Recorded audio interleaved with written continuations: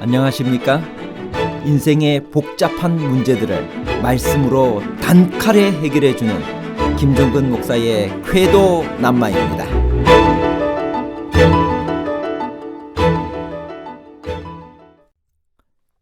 어릴 때 성경학교에서 들은 하나님의 말씀은 성인이 되어서도 기억에 남아있을 수 있을까요?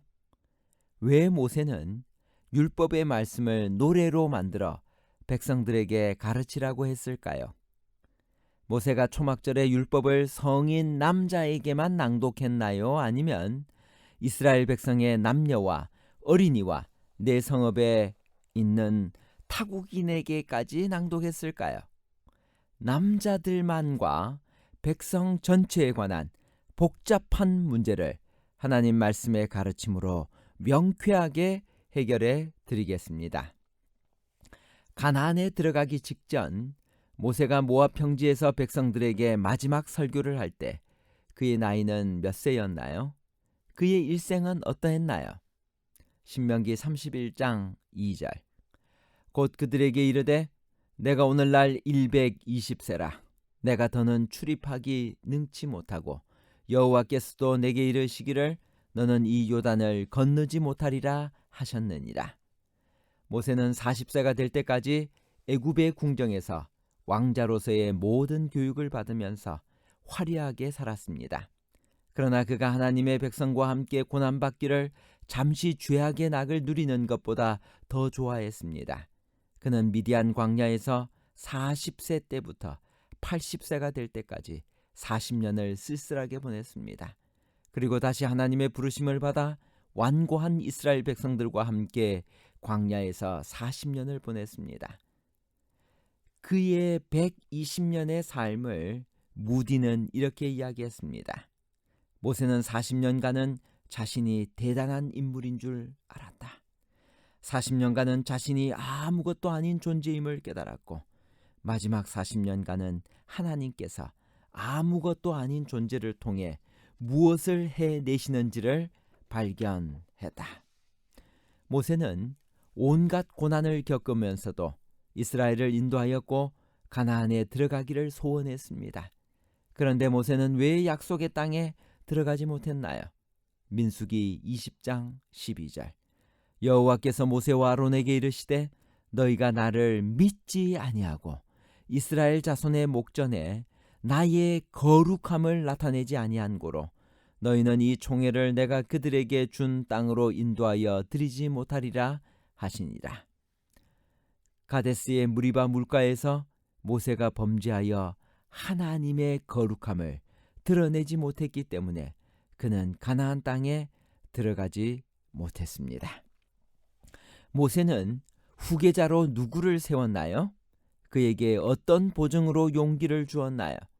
신명기 31장 6절, 8절, 23절에 있는 말씀입니다. 너는 마음을 강하게 하고 담대히 하라. 그들을 두려워 말라. 그들 앞에서 떨지 말라. 이는 내 하나님 여호와 그가 너와 함께 행하실 것임이라. 반드시 너를 떠나지 아니하시며 버리지 아니하시리라 하고 여호와 그가 내 앞서 행하시며 너와 함께 하사 너를 떠나지 아니하시며 버리지 아니하시리니 너는 두려워 말라 놀라지 말라. 여호와께서 또 눈의 아들 여호수아에게 명하여 가라사대 너는 이스라엘 자손을 인도하여 내가 그들에게 맹세한 땅으로 들어가게 하리니 마음을 강하게 하고 담대히 하라. 내가 너와 함께 하리라. 여호수아는 모세의 후계자로 하나님께서 임명하신 새 지도자였습니다. 여호수아라는 이름은 여호와의 구원이라는 의미를 지니고 있습니다. 그는 출애굽기 17장 9절에 맨 처음 언급됩니다.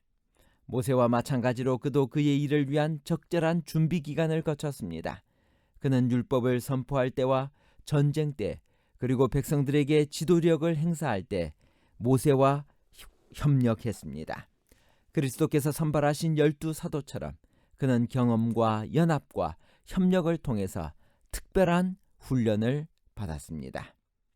모세는 율법을 써서 누구에게 보관하라고 주었나요? 그 이유는 무엇일까요? 신명기 31장 9절. 모세가 이 율법을 써서 여호와의 언약궤를 매는 레위 자손 제사장들과 이스라엘 모든 장로에게 주고, 율법책을 안전하게 언약궤 곁에 보관할 뿐 아니라 백성들에게 율법을 가르쳐 그들로 하여금 여호와 신앙을 준수할 수 있도록 하기 위하여 모세는 그 율법을 레위 자손 제사장들과 이스라엘 장로에게 주었습니다. 언제 그 율법서를 백성들 앞에서 낭독하고 지켜 행하게 하라고 했나요? 백성들은 누구를 말하나요? 신명기 31장 10절에서 13절입니다.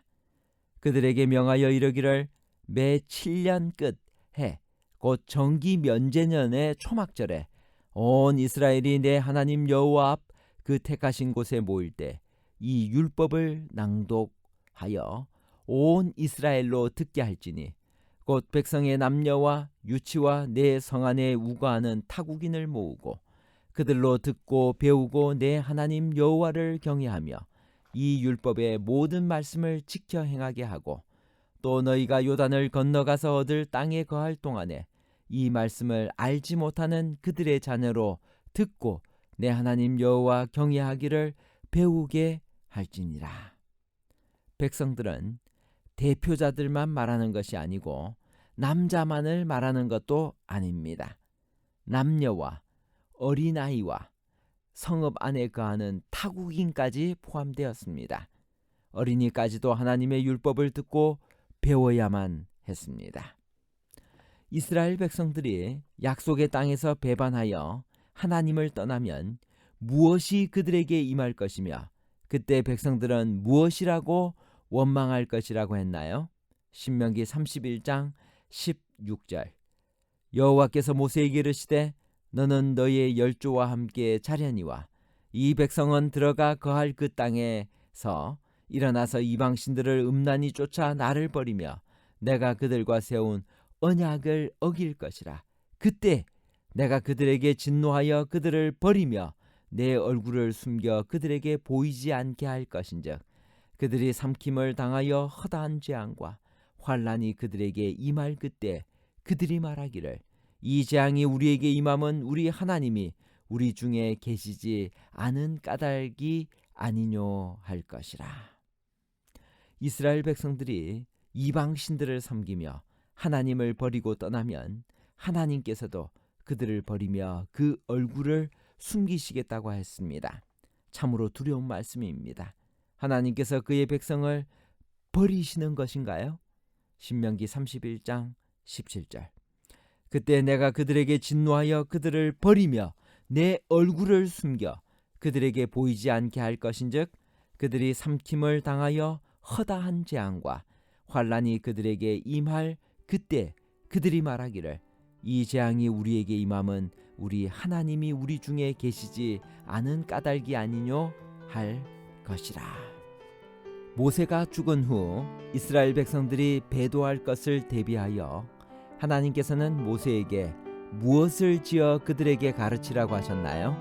신명기 31장 19절.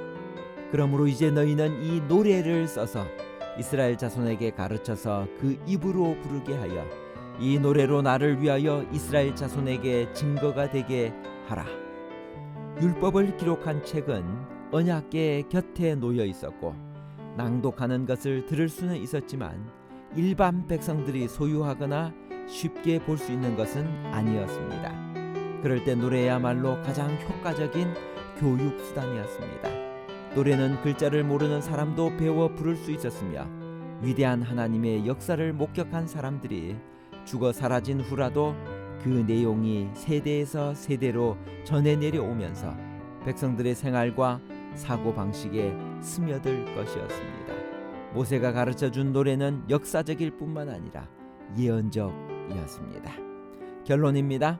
첫 번째, 여호수아는 모세의 후계자로 하나님께서 임명하신 새 지도자입니다. 여호수아라는 이름은 여호와의 구원이라는 의미를 지니고 있습니다. 두 번째, 모세가 초막절에 율법을 성인 남자에게만 낭독한 것이 아니라 이스라엘 백성의 남녀와 어린이와 성읍 안에 거류하는 타국인에게까지 낭독했습니다. 어린아이까지도 하나님의 율법을 듣고 배워야 했습니다. 세 번째, 노래야말로 가장 효과적인 교육수단입니다. 노래는 글자를 모르는 사람도 배워 부를 수 있었으며 위대한 하나님의 역사를 목격한 사람들이 죽어 사라진 후라도 그 내용이 세대에서 세대로 전해 내려오면서 백성들의 생활과 사고 방식에 스며들 것이었습니다. 모세가 가르쳐준 노래는 역사적일 뿐 아니라 예언적이었습니다. 감사합니다.